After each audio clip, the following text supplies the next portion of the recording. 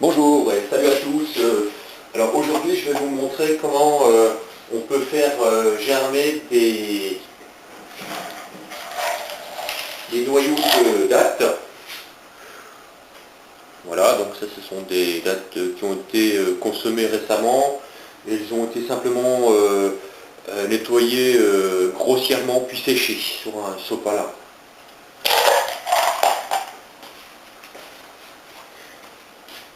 Alors ces noyaux, si on veut les faire germer, il faut certaines conditions. Donc la première, c'est de les faire tremper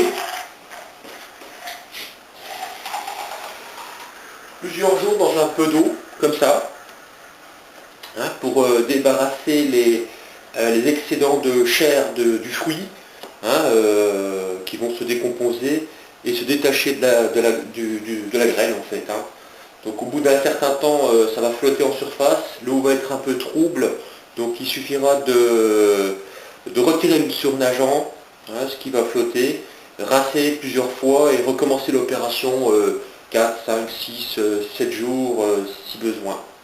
Alors une fois que cette opération est effectuée, après il faut s'équiper d'un petit pot comme ça, c'est de la récup. Hein.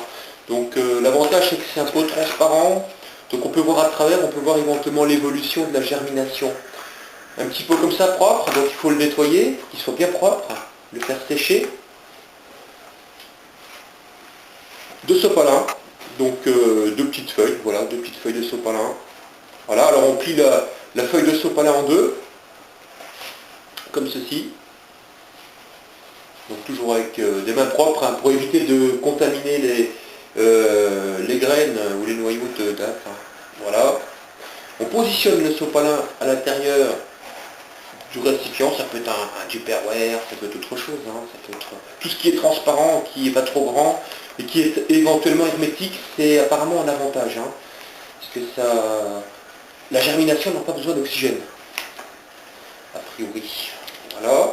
Donc une fois que c'est fait, donc là j'ai mis la moitié de la feuille dans le petit récipient.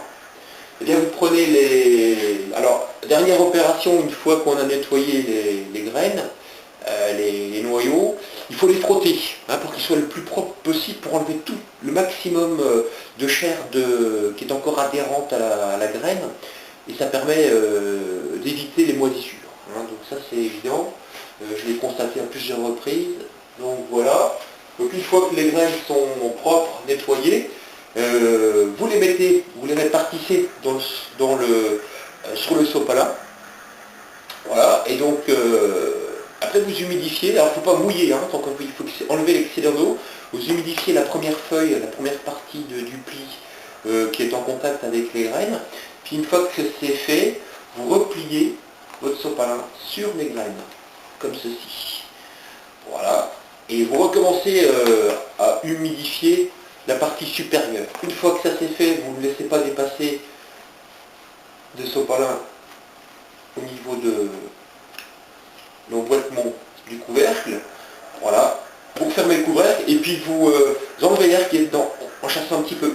Voilà. Comme ceci.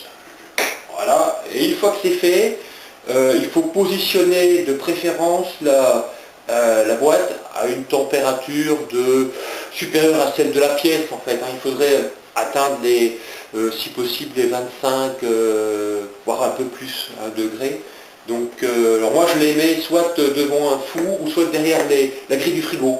Hein, ou alors à la lumière s'il y a du soleil, mais la nuit ça risque de refroidir de trop, surtout en période hivernale, près d'une fenêtre. Donc soit vous les positionnez dans un four à faible température, hein, donc vous les positionnez sur le dessus du four, ou alors vous, avec la porte ouverte, ou alors vous les positionnez derrière, sur la partie arrière du frigo, là où la résistance, c'est pas la résistance, là où le serpentin dégage de la chaleur.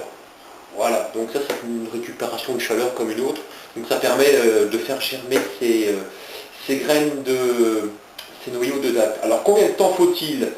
Alors voilà un exemple, donc ce sont des noyaux de dattes qui ont été positionnés dans ce récipient le 10 mars 2016. On est le 27, 28. Voilà, donc ça fait à peu près un peu plus de 15 jours, voire 3 semaines. Donc, et on va regarder ce que ça donne.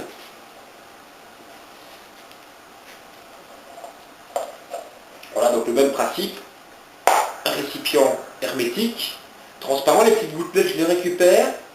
Elles vont retomber dans le récipient. Voilà.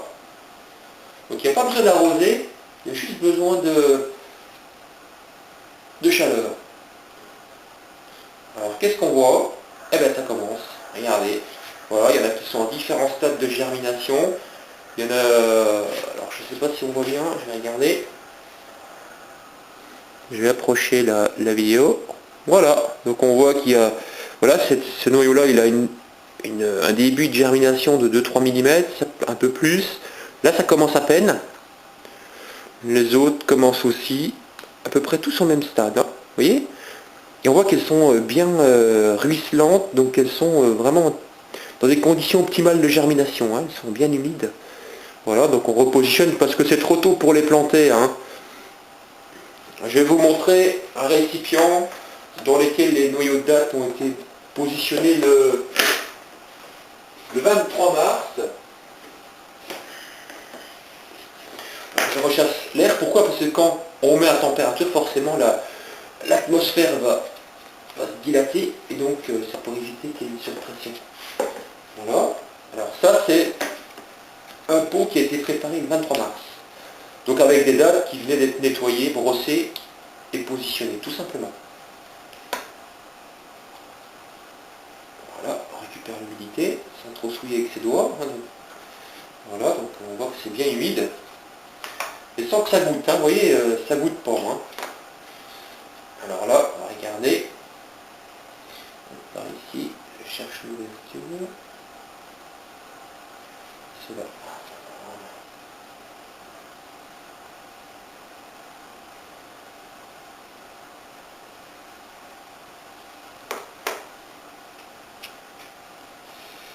C'est bien par ici. Vous voyez là, c'est trop tôt.